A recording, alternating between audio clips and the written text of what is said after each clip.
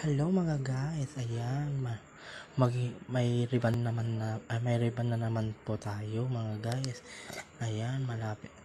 Ayan, oh, sobrang webe ang hair niya. Then, marami siyang dry and super dry na talaga. And split ends na yung nasa dulo talaga ng kanya, pero sa front root niya ay hindi naman po. Kaya yan, tinanin mo. Yan ay na-applyan ko na siya.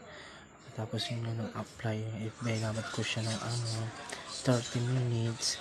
And then, after ng 30 minutes, pagkatapos ng 30 minutes yan, ayan, nabalot na natin ng 30 minutes hanggang pag iyan na yan, mga guys, mga Sir Phillips, paplansya na natin. Dito na pala napakita yung pag-blower dito kasi sobrang haba na ng video, kaya iyan.